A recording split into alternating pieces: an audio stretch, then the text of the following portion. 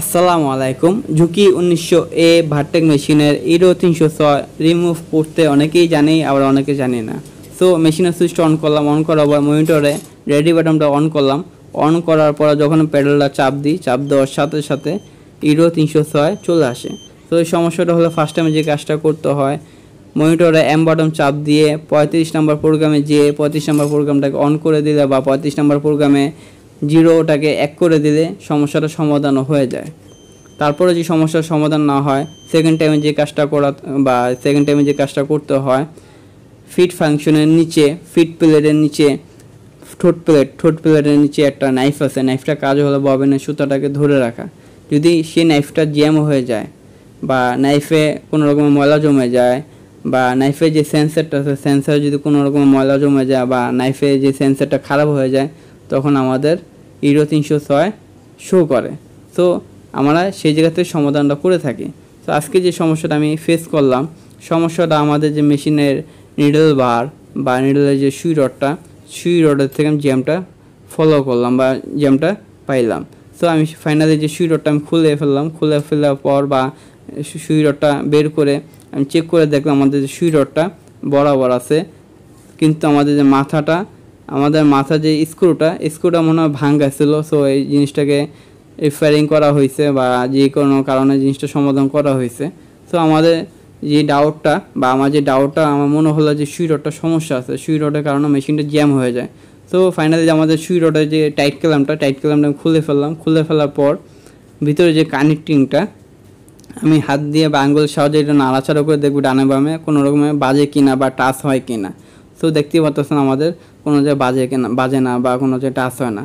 So আমি এখন যে কাজটা করব, আমি যে সুই রডটা লাগাবো, সুই রডটা লাগিয়ে বা শুধু সুই রডটা ঢুকানোর পর আমি দেখবো সুই রডটা টাইট আছে কিনা বা হাত দিয়ে ঢুকানো যায় কিনা। সো দেখতে পাচ্ছেন অতিরিক্ত টাইট। যদি এতটা টাইট হয় মেশিন অবশ্যই আপনার সমস্যা হবে বা মেশিন চলবে না বা ইরো অবশ্যই আসবে। সো যে কাজটা এখন করব, আমি সুই রডটা ঢুকিয়ে তারপর আমার যে কানেক্টিংটা আমি চেক দেবো। সুই রড তো জ্যাম, কিন্তু আমাদের যে কানেক্টিংটা আছে কানেক্টিংটাকে নাড়াচাড়া হয় কিনা বা কানেক্টিংটার সাথে সুই রডের সাথে কোনো টাচ হয় কিনা সেটা আমার চেক করতে হবে। তো সুই রডটা দেখতে পাচ্ছেন অতিরিক্ত টাইট। সুই রডের টাইটের কারণে সমস্যা হয়ে আসলে আমার মনে হয়। তো আমি এখনও সুইচটা অন দিয়ে দেখিনি। তো সুই রডটা কোনো রকমে ওঠানো যায় না, নামানো যায় না।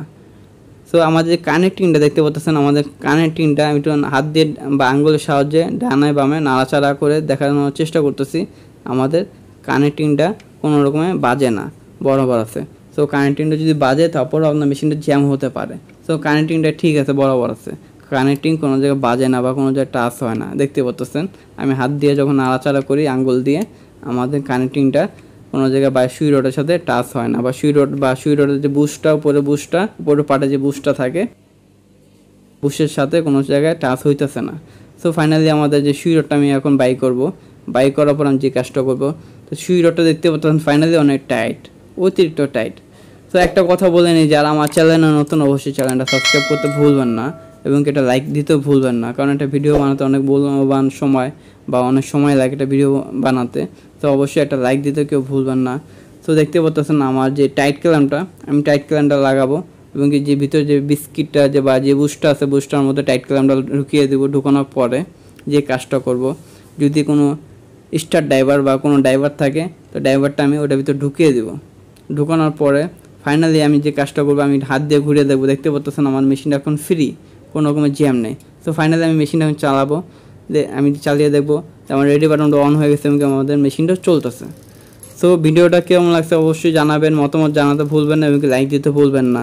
তো আজকে এই বিষয়টা নিয়ে আপনাদের সাথে কথা বলা। সবাই ভালো থাকবেন, সুস্থ থাকবেন। আসসালামু আলাইকুম।